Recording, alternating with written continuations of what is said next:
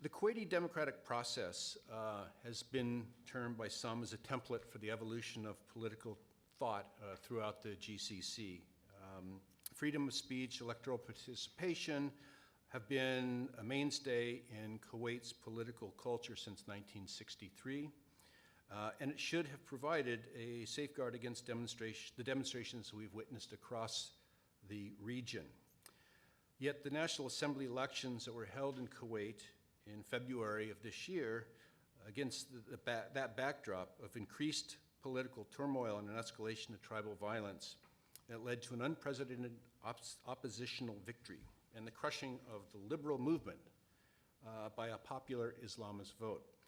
We're here to speak about this topic and the latest developments in Kuwait's democracy and the effect it has on the political reform agenda throughout the GCC is my IISS colleague, Senior Fellow, Dr. Alanoud Al Sharekh.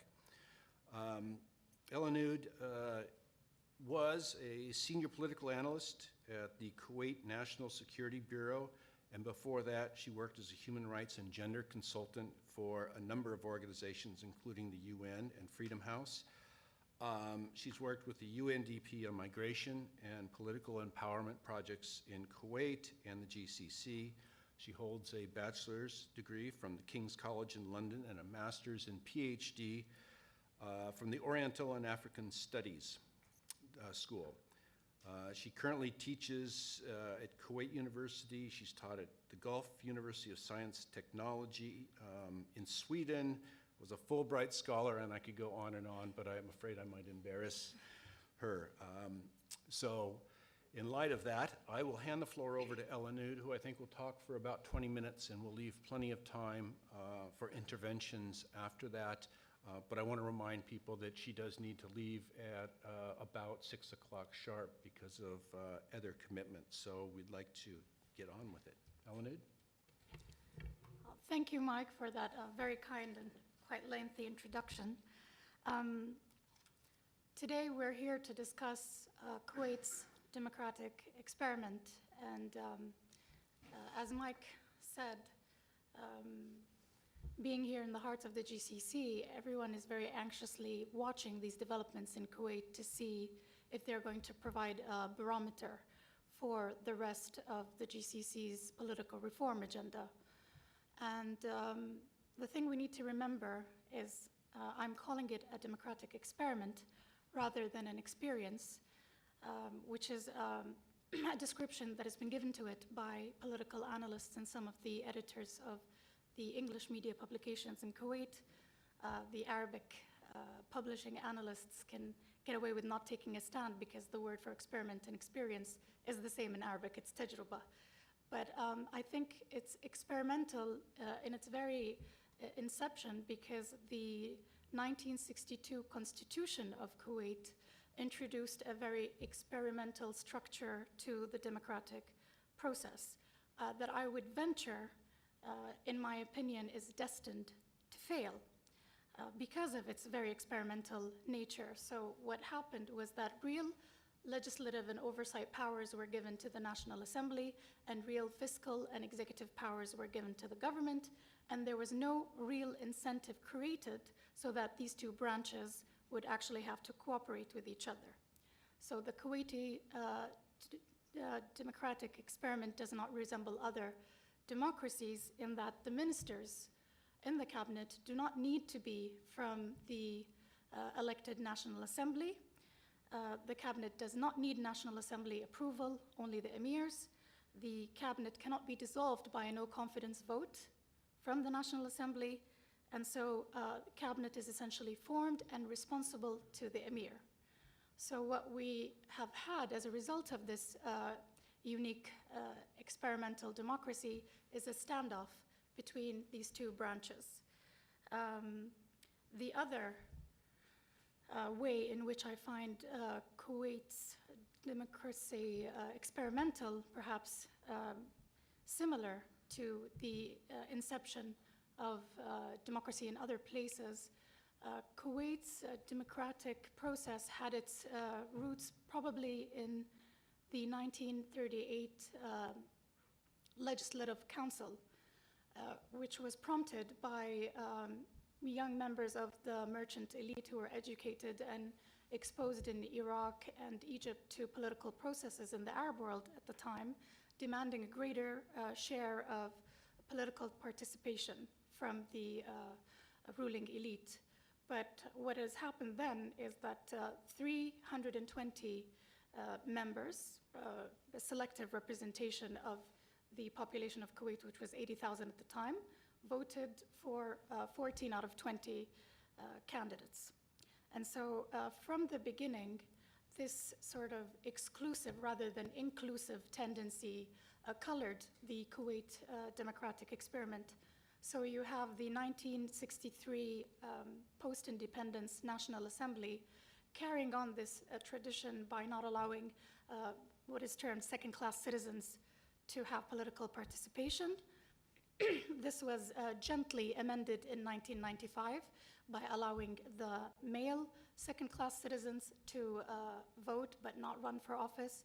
And then in 2005, after Kuwait had the dubious honor of being the only Islamic democracy not to include women in its political participation, this finally changed to include women of first-class citizenship who can run and vote, and then second-class citizen females would only be able to vote. So it is experimental in its nature and in its progress. However, this unique experimental structure has always, I think, been colored by two things that are especially unique to Kuwait. One is the foundation of consensus by which the ruling elite tends to adopt with those that they rule, and this was historically traditional part of Kuwait's power structure. And perhaps more than elsewhere in the GCC, Kuwait, because of its unique geography, had to be very conscious of defending its borders and its sovereignty and its independence from more ambitious and populous and military inclined neighbors. So this sort of geopolitical framing was always part of the negotiation process of Kuwait's political progression. This became even more acute post-independence, where the processes of the National Assembly lent a democratic legitimacy to this new nation, and then it included a renegotiation of the covenant between ruler and ruled post-Kuwaiti liberation in 1991, when the ruling family came back to Kuwait through popular consensus. In a sense, the threat of outside changes has always been part and parcel of Kuwait's democratic evolution, and I think it colors its experimental nature more than elsewhere in the GCC. Having said that, the events that were in the background of the latest elections on February 2nd of this year were in a lot of ways cyclical and therefore not new. And so they were part and parcel of this experimental process, starting with the infighting between ruling family members that was thought to be a reason for co-opting some members of the National Assembly and positions taken within the National Assembly. And this is not new. This has been part of the National Assembly process since its inception in 1963. So succession issues and struggles over power within the ruling elite tend to play out in the National Assembly. And this wasn't any different in the lead up to the 2012 elections. And part of that is, of course, the demands for fiscal transparency by members of the National Assembly and accusations of vote buying and deposits of illegal funds into the accounts of members of the National Assembly, which were leveled against our ex-Prime Minister Nasser Mohammed were also part and parcel of this democratic evolution. In fact, the unconstitutional dissolution of the National Assembly in '86 was because of these very same reasons, except that our Prime Minister at the time was also the Kuwaiti Crown Prince. So elements of tribal tension are also not new. We have a precedent in 1929 of members of the Dawish clan leading a sort of an armed attack on the wall of Kuwait City. The idea of the political Islam gaining victory because of the appetite for a reformist agenda is also not new in Kuwait. Political Islam has always rooted itself in this idea of social reform, even if political reform underpinned that secretly. So since the 1950s, with the formation of Jam'iyat al-Irshad, which became Jam'iyat al-Islah, sort of the Islamic guidance, and then the Islamic reform committee, and then the Muslim Brotherhood political arm, the Islamic Constitutional Party of Kuwait, the tendency there is to garner greater numbers in the National Assembly when there is an appetite for reform. And in that, I don't think Kuwait is any different from other places in the Arab world. The demands for salary increase and protests and strikes by government employees is also not new to the lead up to the latest election, even though I would venture that the frequency and the tone behind those demands has changed a little bit. So since 1954, we've had the Committee for Governmental Salary Scale inaugurated in the government, and this sort of renegotiation of pay raises and et cetera through strikes has been recurrent in the Kuwaiti democratic trajectory. Sectarian issues, unfortunately, are also not new, even though they've gotten a great deal more attention because of similar events elsewhere in the peninsula recently. In the 1980s, Kuwait witnessed a succession of bombings and an assassination attempt on our emir. Because of Kuwait's pro-Iraq stand in the Iran-Iraq war, some elements of Hezbollah decided to go on this wave of aggression and terror in Kuwait. So unfortunately, this has a tendency to raise sectarian questions, just like the political agenda of some movements tends to take advantage of these questions. But the idea that the historical and well-entrenched Shiite population of Kuwait is not part and parcel of Kuwait's national security and national identity is refused by the majority of the Kuwaiti population. And they have had representation since the start in the first National Assembly of '63, and they continue to gain more seats in the National Assembly. And the unified stance among all Kuwait's sects and tribal, non-tribal members of the community during the 1990 Iraqi invasion is a prime example of this. So the problems are not new. What changes in every historical era are the tools that are used by the government or the ruling elite to handle these stalemates.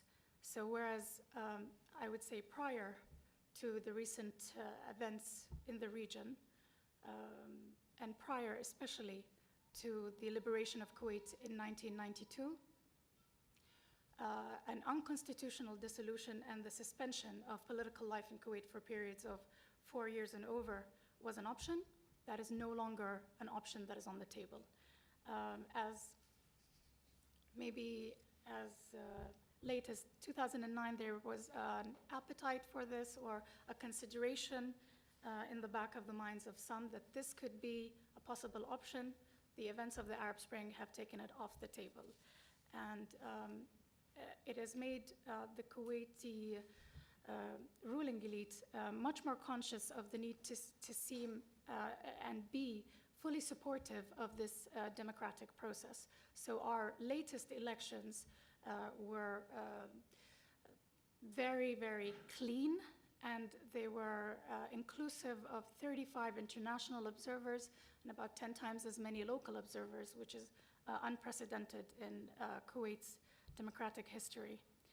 So where we are today, after the election results have come in, is perhaps the newest element in Kuwait's democratic evolution and in its ongoing experiment. So today we find ourselves facing a 34-seat oppositional victory in Kuwait, and that's based on a tribal and Islamist coalition. Now, the process of the Kuwaiti National Assembly is that most voting takes place with the 50 members plus the numbers of ministers in a cabinet. So it started 50 plus 11, and now it's 50 plus 16. A number like 34 for the opposition really makes a dent in that balance of power for the government and for the ruling elite. So what we have today is the rise and success of political Islam, which has seen a very similar trend across the Arab world in 2011, and the rhetoric has been moderated elsewhere in the Arab world, so that the focus isn't so much on the socially restrictive and extremist elements in political Islam and more on economic and political reform. In Kuwait, although the focus is still, unfortunately, mostly on limiting personal freedoms, we have seen the ability of political Islam to appeal to the youth, not just as the fallback option when neoliberal movements that have elements of foreign thought in them, such as Marxism and socialism and sort of Arab nationalism rhetoric has failed, so that they can fall back on the Islamic identity. But they are able to appeal to the youth that are the majority now of the population of Kuwait by having the youngest members of National Assembly representing them. So they are always ahead of the trend. And the tribal success in the National Assembly is another aspect of the changing demographic reality in Kuwait. The numbers are reflective of this increase in the tribal population. So if we look at out of 400,000 possible voters, 58% of those are in the 4th and the 5th district, which are home to the tribal MPs who carry out tribal primaries that are, the government has struggled to ban but has not been able to successfully do so. So there is this diminishing of a national identity with this continuous rise of tribal identity. And this disintegration is worrying because in the past elections, it has been accompanied by a wave of violence that has resulted in arson and acts of destruction of public and private property by members of the tribe. And equally disturbing, if not more so, is the position of the Kuwaiti lawmakers who are members of this tribe, which has a tendency to be more concerned with seeming loyal to their tribal constituents than in upholding the Kuwaiti law. So this is a real problem that we're going to continue to face in the future. And this tendency is also not new.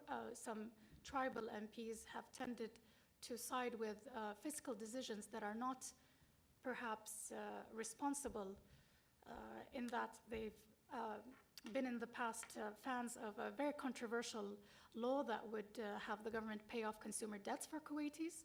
And they're always for increasing governmental wages that are a burden on Kuwait's GDP.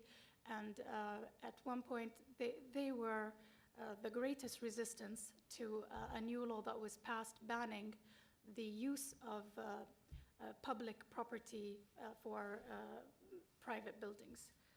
So having said all of that, and having painted perhaps a not so rosy picture of Kuwait's democratic experiment, why is it a model for the GCC? We have to ask ourselves. And in spite of its many flaws, the Kuwait model remains a lively and fascinating experience in what could be the future of GCC democratic movements, because it is essentially reflective of the mood of the Kuwaiti public. And when there was a great desire to change the number of voting districts from 25 to 5, this was called the Orange Movement and happened around 2005, they managed to push it through in spite of regime resistance. The fact that in the past 10 decades, this has been symptomatic more and more of the Kuwaiti democratic process is also a mirror for the educated and aspirational young people in the GCC of what could be taking place in terms of increased political participation for their own countries. The grilling of a prime minister from a ruling family in 2009 is an unprecedented move in the GCC. A first in a long line of firsts that come from Kuwait. So they had the first voting in the GCC in the 1930 municipal elections, first university, and the line of accomplishments continues with Kuwait setting the tone for precedence. So our democratic experiment has teeth, unlike perhaps other mechanisms in the GCC where political processes tend to resemble Putin's idea of managed democracy, where you have the elections taking place but not being reflected in any of the decisions of the administrative ruling elite. So the GCC young people who want to be architects of their own political future look to Kuwait, and what they're seeing right now seems to be a wave of increased political Islam access through the ballot boxes. And I would say political Islam and not a tribal identity, because political Islam remains a more inclusive trend rather than tribal identity, which by its very nature is very exclusive. So all eyes will be on Kuwait to see how this develops. And we've already inspired our neighbors in Oman to petition through their Shura Council for the first grilling of a minister on January 30th. They've asked to grill the Minister of Education over some leaked tests. So in democracy, as in all things, people tend to start small and then snowball. Thank you. Thank you, Alanoud. That was fascinating. I have to say I'm a bit overwhelmed myself, but that's not unusual, I suppose. We have about 30 minutes for questions and interventions. What I'd like to do initially is call on people individually, and once I call on you, if you could identify yourself and your affiliation, I'd appreciate it. Yes. And hold up, and excuse me, hold your hands up high, because my eyesight isn't the best anymore. Nadeem Mujtaba. Couple of questions. Well, one question, one clarification. I don't want to go into a sort of discussion myself. Clarification. You mentioned about the first-class citizen and second-class citizens. Perhaps you can describe that. What does that mean in a Kuwaiti environment in a minute? You didn't mention the Bedouin population and whether they are reflected or not reflected in the voting system at all or not. But these a couple of things are clarifying points. I'll ask a stupid question. I can't figure out what is the real difference between this Kuwaiti system that you are talking about compared to other similar systems in the GCC. the fiscal and executive power is still in the hands of selected people rather than elected people. Like other GCC countries, legislature is in a different hands. To me, I see more similarity than differences. Yes, grilling is an addition, but grilling for grilling's sake, you don't have any power. You can't sack a minister. So that becomes a talk shop. Can you comment on can you help me understand what is different in the Kuwaiti structure compared to any other GCC?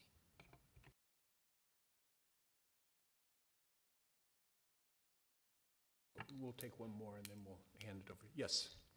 Yes, I'm Mansour Al-Jamri, editor of Al-Wasat newspaper.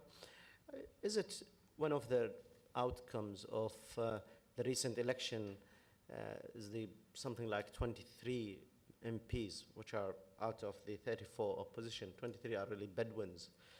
And as you mentioned, that they have more loyalty to the tribes, but it is more, as I was in Kuwait recently, that they really may be having more sympathies to Saudi Arabia than to Kuwait in a way. That they were something from the desert, and we see that the Bedouinization of the Kuwaiti experiment. Is this a true statement or some sort of it's a journalistic, journalese, that people use it as expression?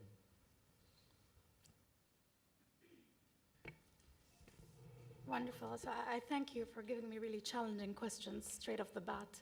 So to answer your question on citizenship, the Kuwaiti citizenship tends to be divided into those who have first-class citizenship, second-class citizenship, and those who are Bedouin without citizenship. And I just want to check that that's what you were referring to when you said Bedouin. I think you meant Bedouin, no citizenship, yeah.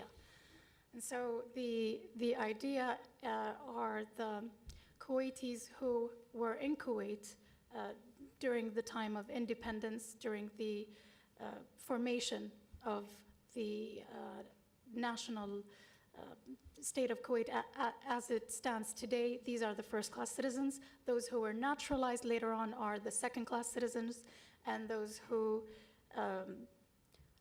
don't have a citizenship but may have citizenship in other countries close to Kuwait, these are called Bedouin, so no citizenship. So that's the citizenship. You're saying that Bedouins have citizenship or you're of country next to you, or do they have no citizenships? Well, this is why it's very difficult to process them, because some of them do and some of them don't. So this is where the problem comes from a security perspective, because in Kuwait you're not allowed to have dual citizenship, I would say theoretically. So this is where the Bedouin crisis happens. So some of them, for them, Kuwait is the only country that they've known, and others are more recent arrivals to Kuwait. Are their voting profile the same? Doesn't matter whether you are a Bedouin or you are a second class or a first class citizen? No, if you are without citizenship, you don't get to vote. Okay. Your second and I would say more complicated question.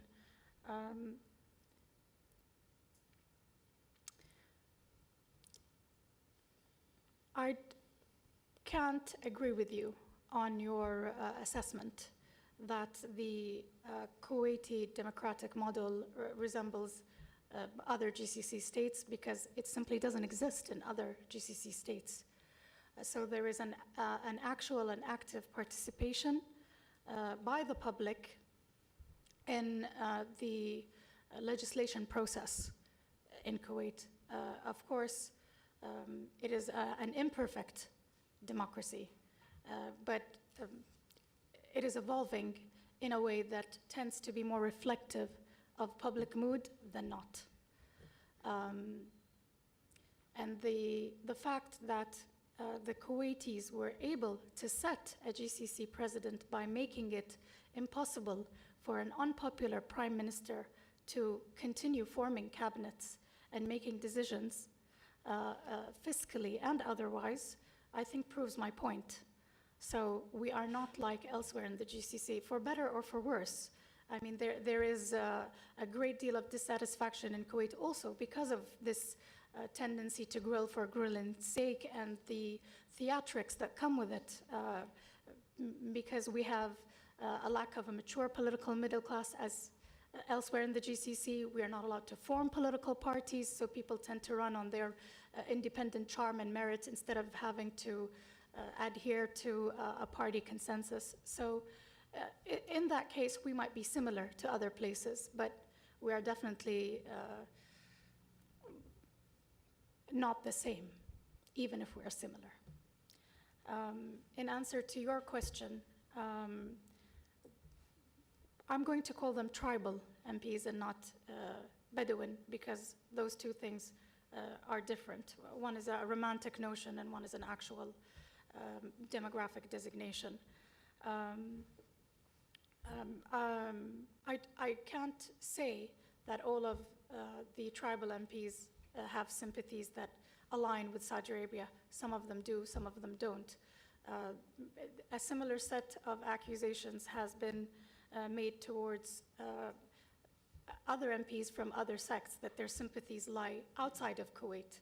I think that trend in the political rhetoric in Kuwait only serves in making some MPs more popular in their own constituencies, and it doesn't help with the evolution of a citizenship-based model that moves away from ethnic and tribal groupings. So I understand where you're coming from, but this is an accusation that is leveled against all MPs, irrespective of whether they're tribal or from the merchant elite or from the Shiite sect.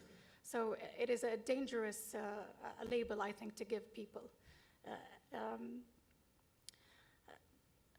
Saudi Arabia is part and parcel of the GCC unification process, and especially Kuwaitis feel indebted to it post-liberation, irrespective of whether they're tribal or they're from the urban population or if they're from Shiites or Sunni sects. The similarities between the Sunnis in Saudi Arabia and those in Kuwait who come from Najdi tribal backgrounds is of course symptomatic of elsewhere in the GCC, where we have tribal lines, not following geographical borders. Thank you. Okay, we have one here, and, well, we'll let you ask your question. Thank you very much. Saigar Al Khalifa.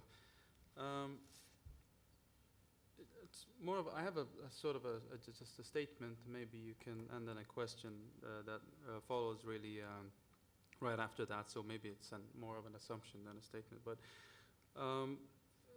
the governments of GCC, I think today, is more sort of concerned about how to exist tomorrow rather than today. So what's the future of the Gulf? Because of the development status, the current development status of GCC relative to the world, to Asia and to Europe and North America and things like that. So we're sort of in the scale a bit more behind than them. So we're more sort of interested about plans, future plans. The MPs in general are more sort of interested about thinking about the next election cycle. They want, when they're, as you said, when they're in the parliament, they think more, not necessarily, maybe in Kuwait they think about, they vote for the tribe, or they vote for the electorate in a way, even in Bahrain or maybe in other places.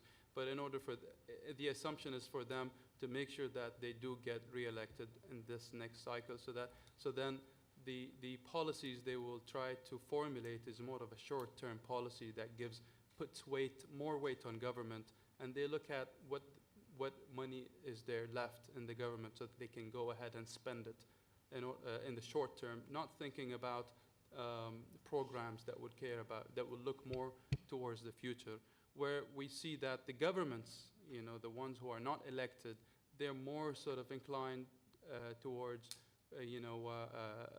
bringing in projects that will, ensure the competitiveness and as well as ensure that the Gulf reaches and tries to catch up with Asia and tries to be like Singapore, for example, over here, and even Kuwait tries to push forward and develop as hard as it can. But we see it boiling or coming up, being born, those policies being born from the government, not from the parliament. So, how do you see, if the democratic process is developing, how do you see it evolving how do you see Parliament evolving into formulating more policies that are more forward-looking rather than just, spending today? I hope I've been clear. Thank you. Okay. Your statement and then your question focused, from what I understood, on the idea of sustainability, right? So that your statement was that perhaps governments in the GCC are more concerned with sustainability than elected officials who are concerned with short-term and not a long-term vision. And the second one was that the idea of being globally competitive was more on the minds of sort of governments rather than elected officials. And the question was about the lack of initiatives in the National Assembly of Kuwait that were of an economic nature and had the sort of sustainability and long-term competitiveness element that you're talking about. Okay, so I think that it's very clear that we have a confused attitude in the Kuwait National Assembly between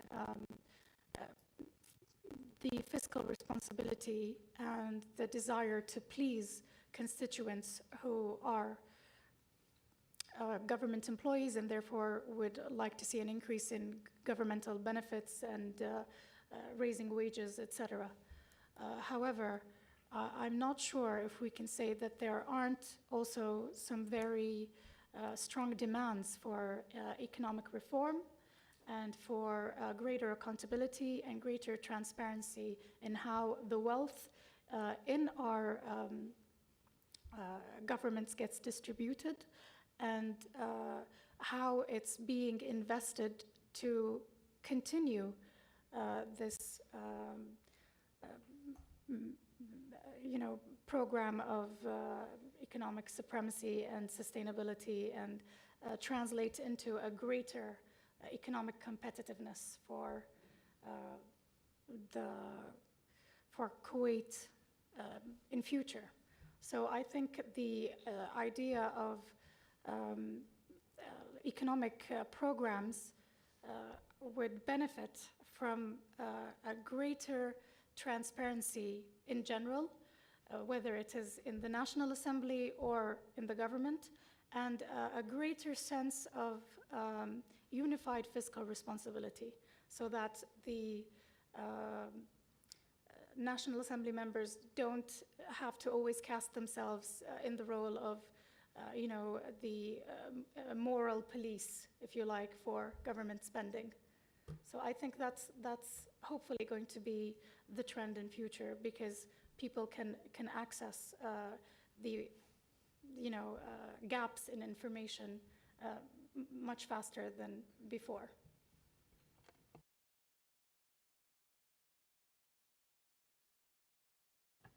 Yes. I'm a little confused as to how you measure democracy. I seem to hear, perhaps wrongly, that the measure of democracy is whether you can elect your Prime Minister or get rid of him.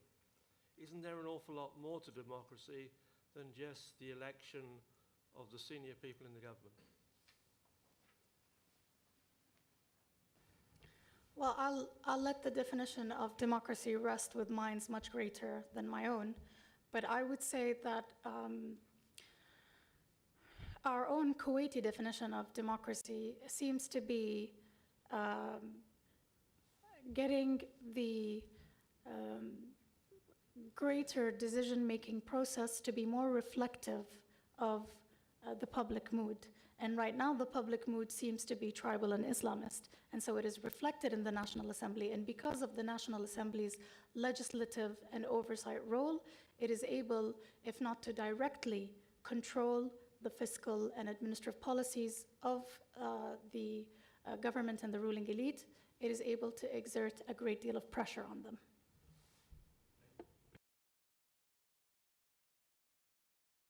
Yes, please.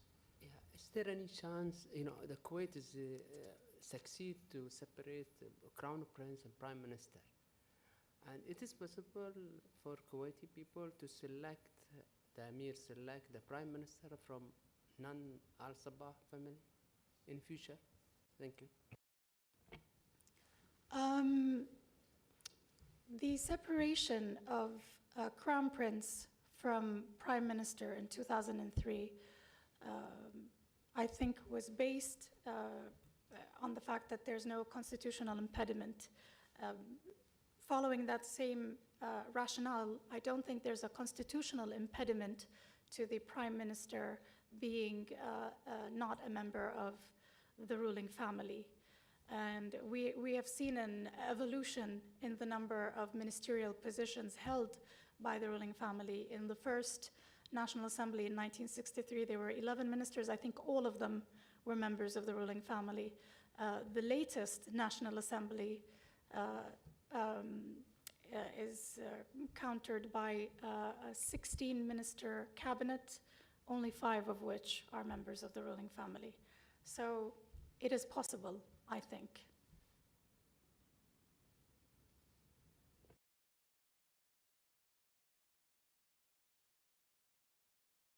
Okay, it looks like we have no other questions, so maybe I'll reserve right to ask the last question. And my question is that, often systems are transformed by shocks. Shock to the system is what really moves it forward. Could you identify maybe the 2 biggest shocks that have pushed or compelled changes to the structure of government and the way it functions? And if they're not external shocks, could you tell me what impact has, say, the Arab Spring, the events in Northern Africa, throughout the Gulf, but also events in Iraq when democracy was imposed or introduced, however you want to phrase it.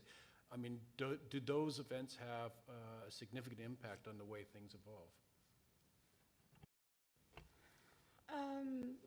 Yeah, absolutely. And I think I made it a point that the progression of democratic evolution in Kuwait is always tied to its geopolitical position. So I would say the 2 most important external shocks were the Declaration of Independence in 1961, followed by the ratification of the Constitution, and then the first National Assembly in 1963. And the second external event would be the occupation of Iraq to Kuwait in 1990. So after that, the suspension of political life in Kuwait, the unconstitutional, I would say, dissolution and then suspension of political life was no longer an easily available option.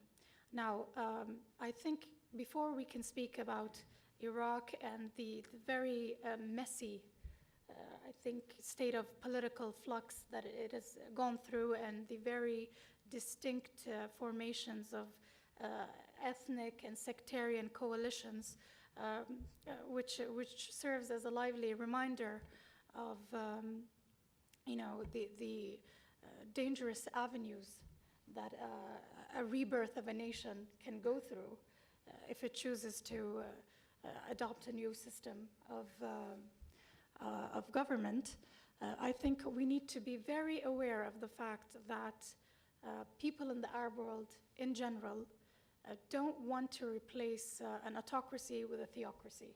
So there is no appetite for the formation of Islamic republics in spite of the success of political Islam parties through the ballot boxes. So the rhetoric has to be moderate, and it has to accept some elements of the secular state in order to be attractive and succeed post-Arab Spring. But I think what is very clear is that there is an appetite for reform, and people understand that today they have mechanisms by which they can access these sort of reforms. And hopefully, the changes will always be organic and will not be dedicated to them from people on the outside. Great, thank you very much. Are there any other questions? We have maybe a minute or two left, and I see one over there in the corner. Hi, I'm Matthew. You said, unless I misheard you at the beginning, that you thought the system was doomed to failure long term, or did I mishear? I was just interested in where you saw it going, if that's what you did say. Sorry. Yeah, I think you can hold me accountable for saying that. I said that the Kuwaiti democratic experiment in this structure, which gives a great deal of legislative and oversight power to the National Assembly and gives a great deal of fiscal and executive power to the government, and can be dissolved for being not cooperative with the government, is one that is destined to fail because there's no incentive for cooperation between the two branches. So without this incentive, it makes it very easy, as somebody pointed out, to just have grillings for the sake of grillings, and to have this sort of political grandstanding. And it makes it perhaps easier for the government to not have to deal with the continued demands for accountability by members of the National Assembly, by reforming, and then through dissolving the parliament and having new elections. So there's a continual standoff and stalemate between the two branches, which has led to a great deal of dissatisfaction and economic stagnation in Kuwait recently. So I think we are paying the price for the inherent failures in our system.